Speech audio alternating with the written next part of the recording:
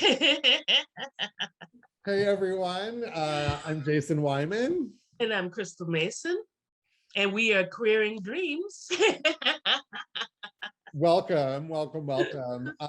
Last episode, we actually talked a little bit about our dreams, and Crystal shared some amazing ways or considerations for how to seed your dreams in our last video. And so that's actually at the 18-minute mark. So if you stuck through the entire video and got to the 18-minute mark, you actually got to see Crystal share some very practical advice on dreaming. Or you can fast forward to the 18-minute mark and skip forward our wonderful pontification about our own dreams and get right to the juicy bits of the conversation by fast forwarding there. What are we chatting about today, Crystal? Today we're talking about our pitch, or what we have to offer. And we'll also be talking a little bit about platform. And so how we want to communicate with our community, with our comrades. And we won't get into like the nitty gritty of that, but we want to talk about like a few platforms that we're considering and we're thinking about. Wonderful. So shall we dive into the pitch? Yes, What let's is this do thing that. we're doing? So if you're wondering now, like what Queering Dreams is all about, here's a little bit about what Jason and I have been thinking. And like I said, some of what we feel like we have to offer and what makes us special as well. So do you want to start, Jason? Yeah, I think, in between our last conversations last time, where we were talking a lot about our dreams and kind of envisioning where we saw ourselves in the future, the thing that really, has been whittled down for me, because I've also had to do all of this writing on like an arts finance training program and like a big report. We're going to talk a little bit about that later on, but I've also had a lot of opportunity to read like equity, racial equity and city planning reports in which arts and culture are being mentioned in there. And, the thing that really has sat with me is ultimately we're dreaming of a world in which artists are just paid to be artists. And, that there's a lot of things that get in the way of realizing that ultimate dream of artists just getting money to be artists and trusting artists to be artists, or also known as trusting people with money just in general to do good things in their communities, especially folks that have been historically marginalized. But for me, like that's really kind of like where we are, and kind of what we're offering are, one, leading towards a vision where we can just be paid to be who we be as artists, as people, as neighbors. And to do that, we need real ways of getting out of our own limitations. And dreaming is one of those tools that we have. Right. Yeah, I mean, I totally agree with you. And obviously, as someone who has been working in nonprofits a lot of times, and who has been an arts administrator for many, many, many years, and who has been on that in that hamster wheel of chasing money, I realized one of the things I realized over this time is like, yeah, all of the gatekeepers. And when I say gatekeepers, I'm not just talking about institutions, I'm talking about the individuals in those institutions, right? Who, like you say, for some reason, well, not for some reason, but basically I feel like because of like capitalism, carceral ideas and things of this sort, but also the surveillance sort of state that we live in, right? That there's this need always to look over the shoulder of people that we're giving money to like, to sort of like test the abilities and things of this sort.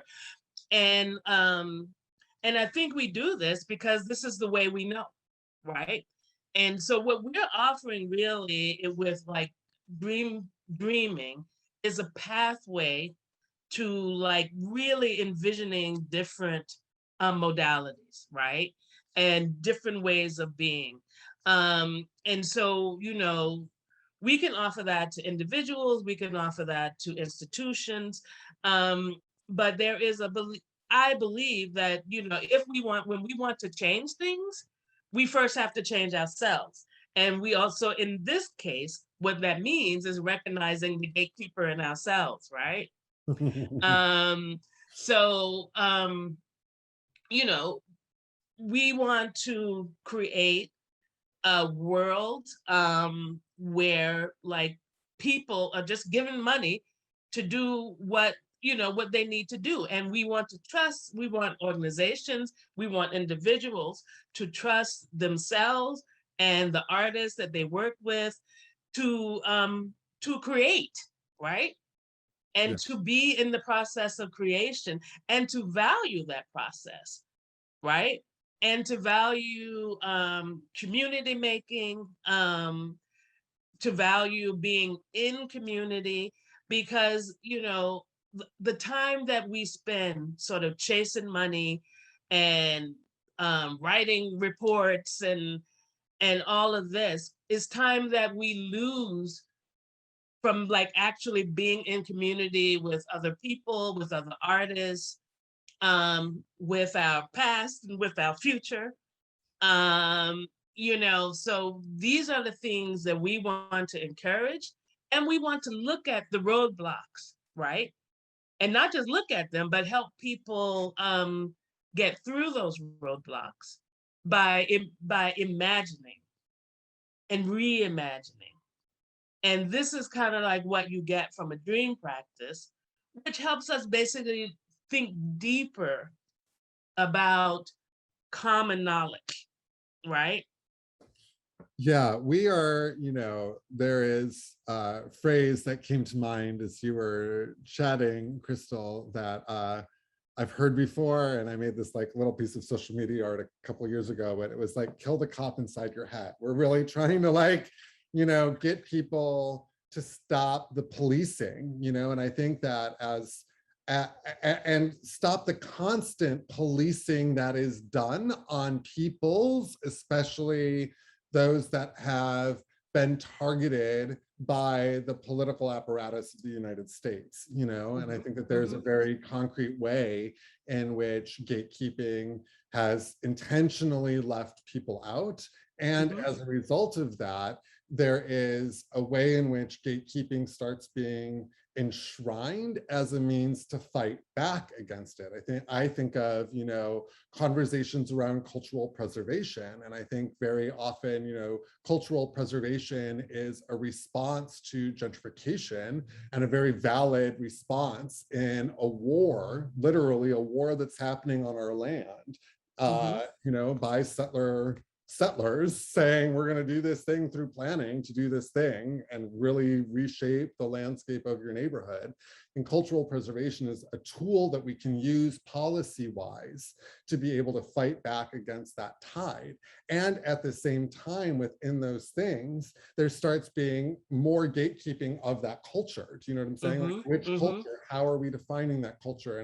And so suddenly the artists often that are marginal, or the cultural bearers that are marginal within those marginal communities, are also then excluded because there's new layers of gatekeeping that end up happening in order to get that city funding or to get that grant, or now a city agency is writing grant requirements in such a way that sound open to a public, but are actually not really that open, because the requirements that they've articulated underneath them are very specific to a specific organization.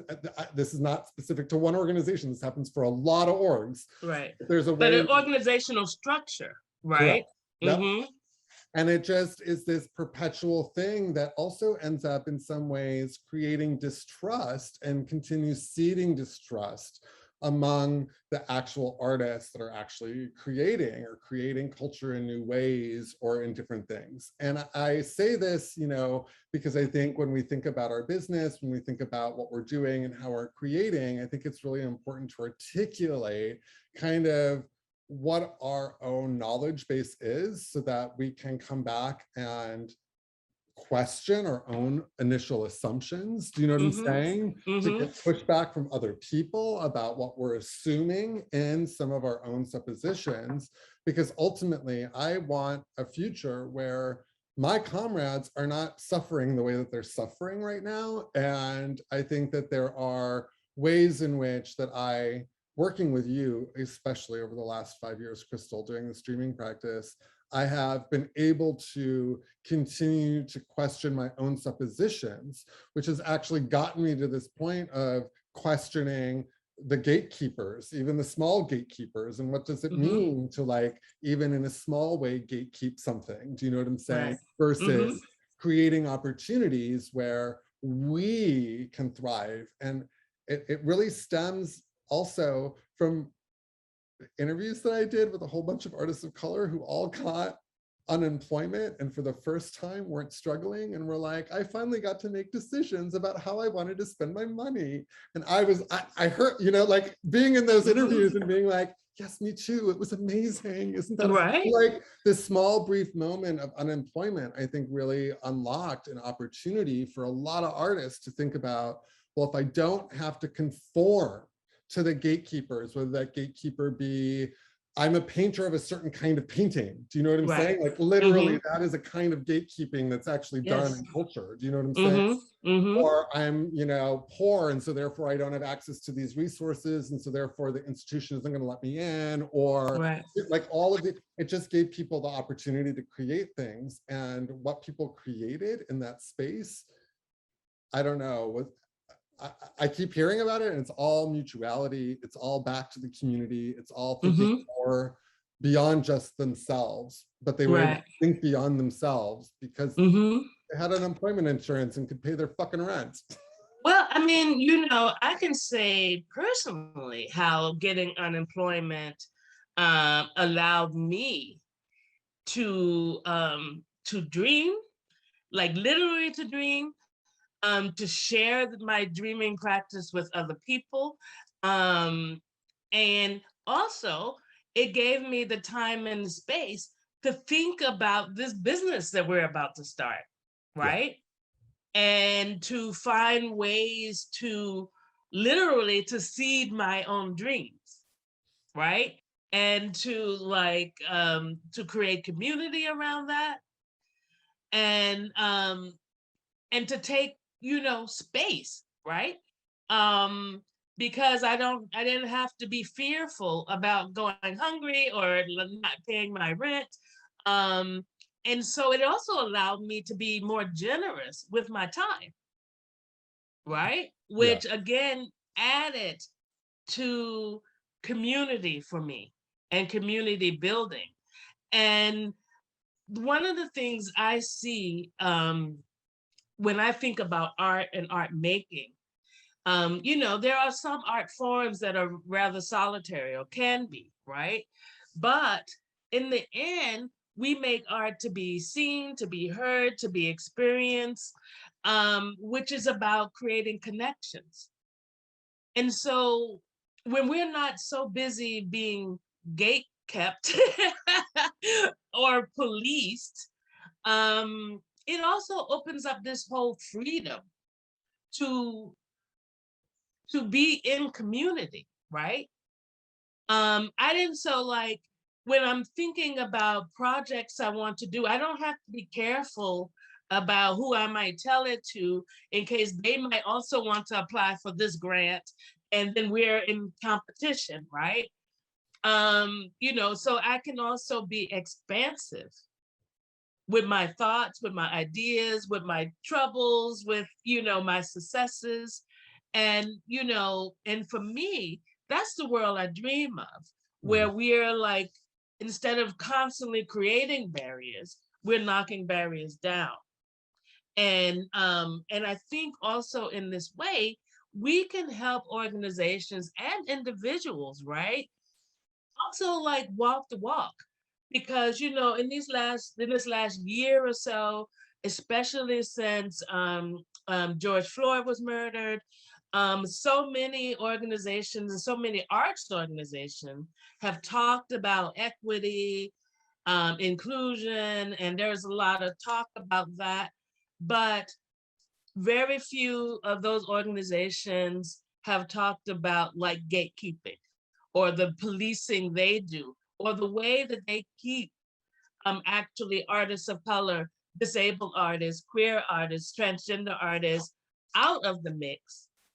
The same people they say they want to bring in, but they don't realize how their own policing and self-policing actually create tremendous barriers. So dreaming is also a way of recognizing that and figuring out ways to undo that. And because also, I mean, the first step is seeing. Yeah. Second step is understanding. And then there's the action part. And, we're all about that, right? We're all about applied dreaming. Yeah.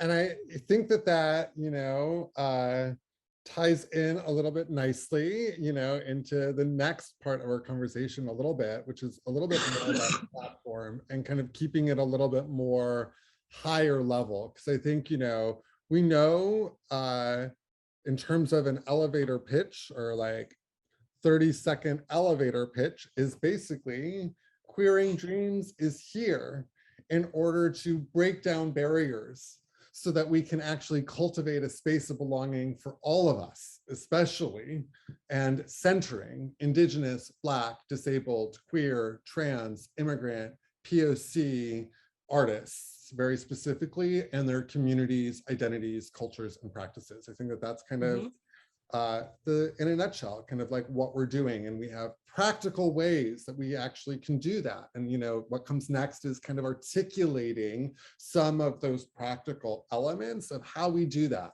Again, kind of, in the last video or the last episode that we did, Crystal was able to share very concretely how we seed our dreams in a very particular way.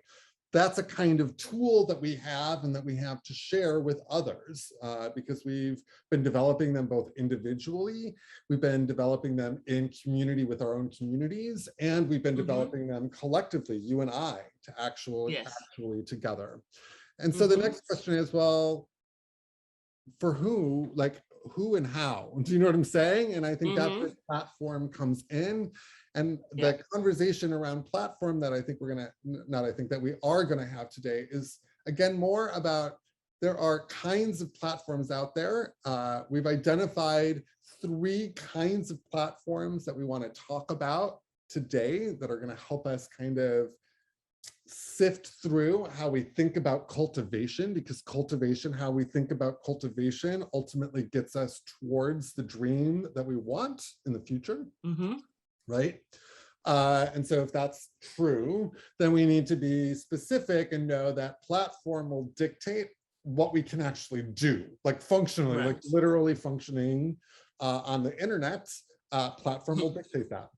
The 3 kinds of platforms that have helped us shape our thinking, and I'm going to name the platform. I'm not going to screen share here because I think that I don't want to become a commercial for these platforms. That's not what we're here to do.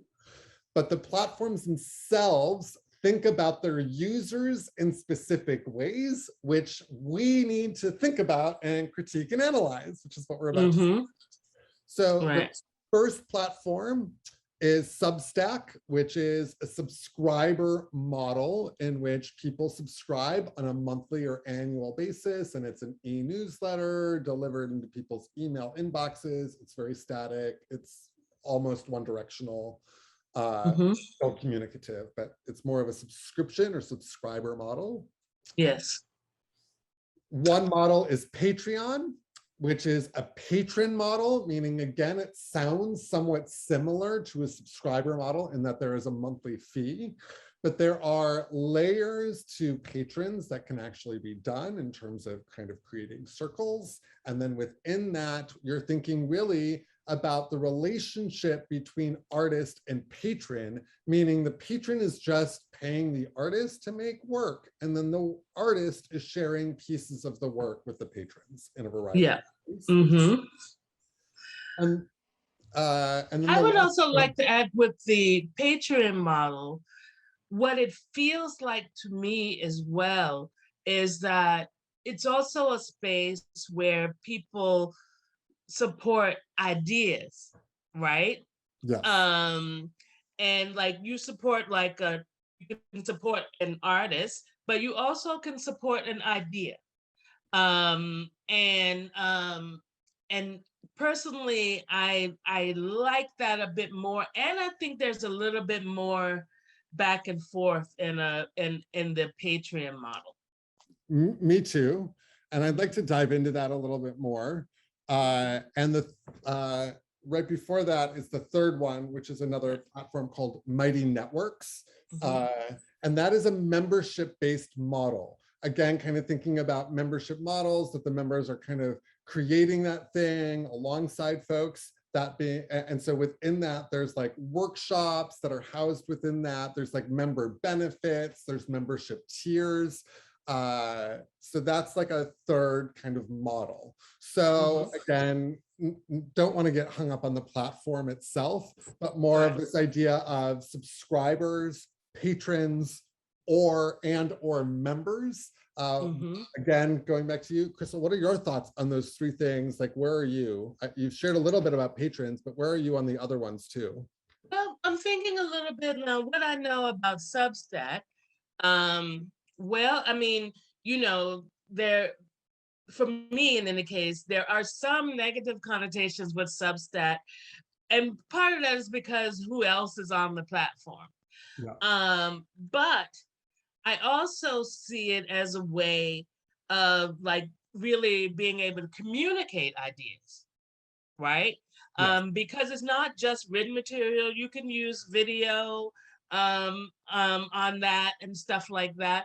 But again, I feel like it's a little bit static, if that's the word. I'm not sure, right? Um, Whereas I feel like Patreon has a little bit more movement and the information is a bit more back and forth. And I like the idea of people being able to support at different levels.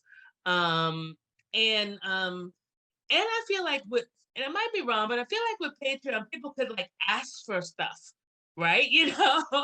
And so I like that. Now the third one, what's the name of the third one again? The third one is Mighty Networks. Right. It's a little bit newer. Hmm. It's all And membership based. Yeah.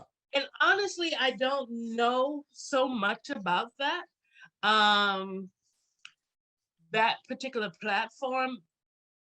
But one of the things I kind of like is it seems a little bit like a one-stop shop, but I'm also a little leery of one-stop shops, right? Because it's almost kind of like the video recorder that does 50 million things. It does one or two things well, and then like everything else maybe not so well.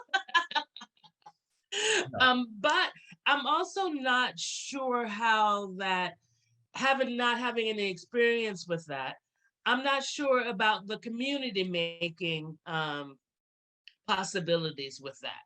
And so that's something that I feel like is important to me is that whatever platform we choose, that we that it is like generative and like and that there's space to sort of create community that is a little bit more like when I say create community, yeah, to me that includes being able to talk back and forth, to be able to ask for things, for us to be able to ask for things, but for our community, our comrades to be able to ask for things, right?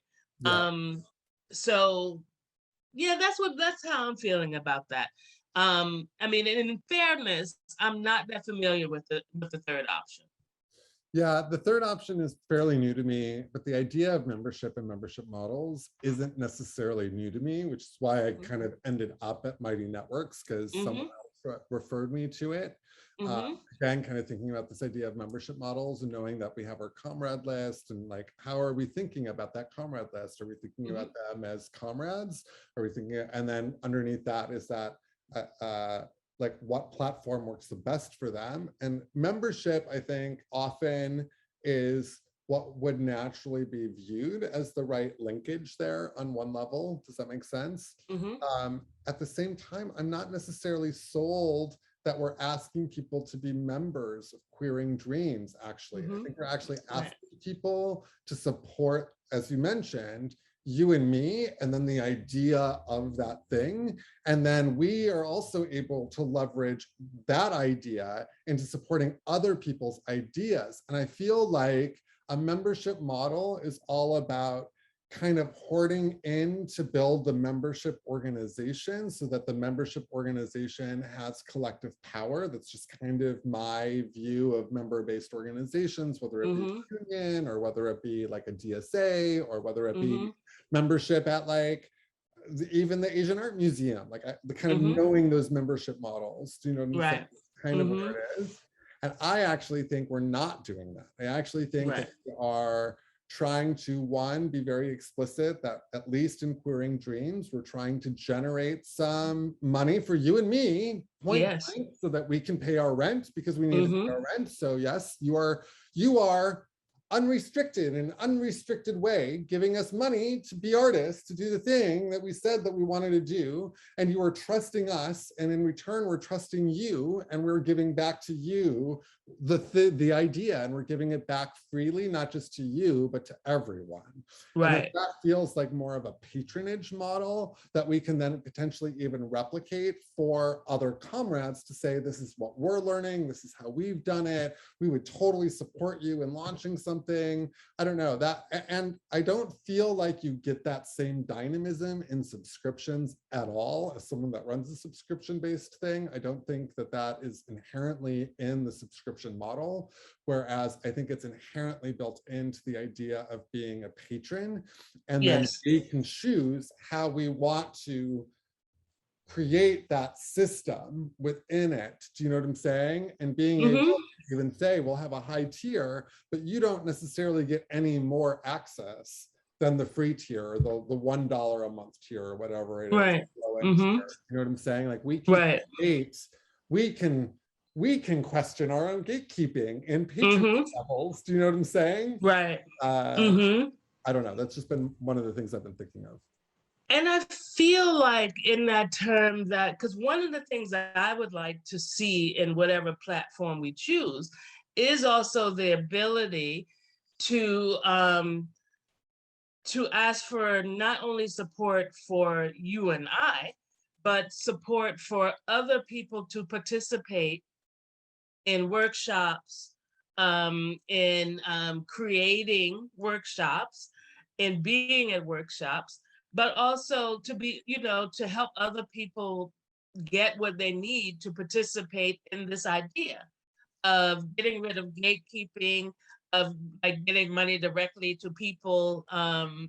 And like, so yeah, I would like a platform that allows that. So like, obviously we need to make money, we need to be supported, but I would also like to be able to support other people to come in.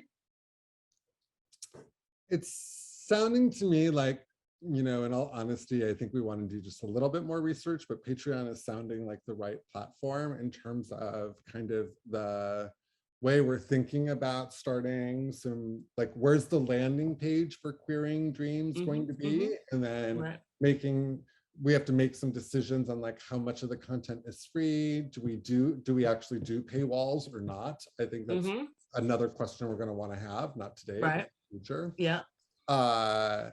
That's a real question of patronage. And also it's sounding like in this, we might want, we're doing these videos on a weekly basis. It might actually be more than a weekly basis, given the workload that we're actually looking at and how we're going to start talking to some clients and potentially talking to some other artist comrades and stuff like that. So I'm thinking some sort of dedicated YouTube channel that is Queering Dreams as a YouTube Mm-hmm. channel just for all of our videos to land, that is Yeah. outside of the Patreon Mm-hmm. model. Do you know what I'm saying? Right. Uh, Mm-hmm. and then integrating a little bit of that, this is in the future, to, a social media presence under Queering Dreams that is Mm-hmm. a little bit more broad audience and Yeah. in. Does that make sense? To get Yeah. towards the YouTube channel and then to get towards the Patreon channel. Yeah. So that's one of the areas I'm thinking as I'm thinking and seeing the ecosystem potentially Mm-hmm. developing. Right. I think also I would like to possibly also invite people who are seeing this video, whether it's on like, one of Jason's sites or one of like my Facebook page or wherever you're seeing this. If you have some thoughts about any of these platforms, or Yeah. if we've said something here that doesn't sound right about one of these platforms or something, feel free to let us know, because, part of why we're doing this and what we're doing is we don't want to be insular, and there's a world of information out there, right?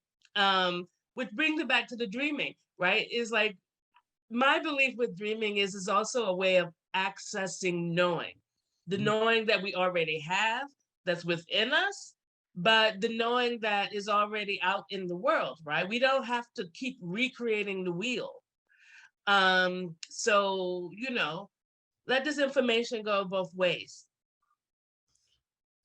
This feels like we have a little bit of work, which is just a few more like tweaking and looking back, doing some of the administrative work that's required to like figure out fee percentages, give a little space, as you mentioned. Anyone that's watching this, do you have a better platform? Do you know something else that we don't know? Is there something we got wrong? Let us know. Please do that. We are more than interested.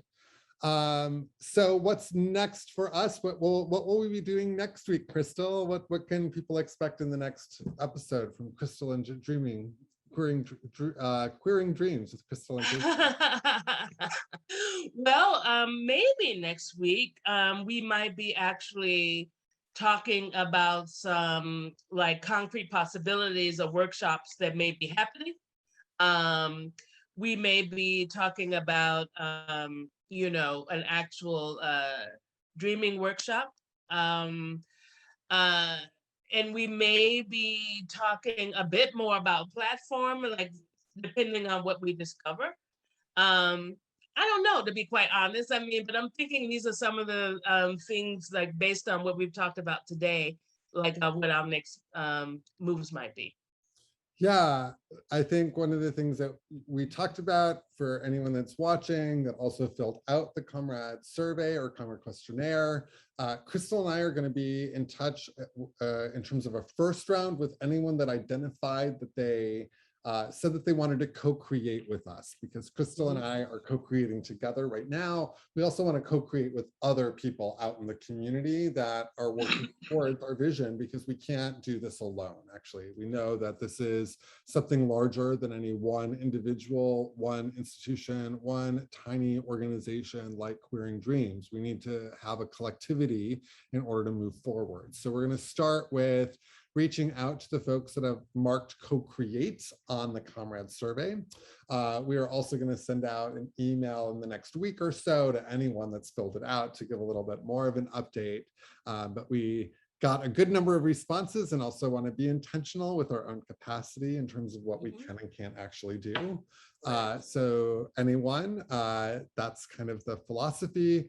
If you want to co-create with us, just fill out the comrade questionnaire, link in the description. We'll make it easy for everyone to do that. And next week, we'll be talking a little bit about our plan of co-creation, how we're going to do it, and what that actually looks like, and kind of peeling back the layers to show you how we do this messy thing. Because I don't know about you, Crystal, but for me, this is both specific and nebulous at the exact same time. And it's a space people are very uncomfortable in, is my experience, is the space of nebulous specificity where we actually start articulating something from this space, from this amorphous space. Mm-hmm. Well, I mean, yes, we're at a very liminal space. And I actually kind of love that because, it just feels like possibility to me. And again, that's why we're looking for comrades and co-creators, because I feel like that grows possibility and creates expansiveness. And though liminal spaces can be kind of scary, and one of the things I'm practicing in my own life is to soften into those spaces rather than to harden myself, right? Against, but to literally to soften myself to possibility.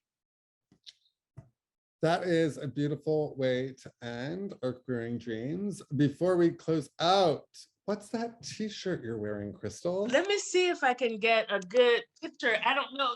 Sorry about the movement of the camera, folks, but I want to show you this if I can. Oh my gosh. It says Anti-Shame, designed and produced by Jason Wyman at Queerly Complex with John. You can get one too. What's the other one? What did the other one say, Jason? Anti-Shame is the one I have. Yes, you can. This line is called Positive Negatives. It's how we positively define our negative politics. So you can get anti-racist, you can get anti-normal, anti-label, anti-capitalist. There's a whole bunch of anti-politics that you can actually get. Anti-capitalist is in there. All of those wonderful things. And there's a variety of other lines, all at queerlycomplex.com. And they're very soft to the touch. And they fit really well. The colors are nice. You can wear it with just about anything. Buy one for yourself. Give somebody a present. And you know what? They're even in baby sizes. That's so start right. them young.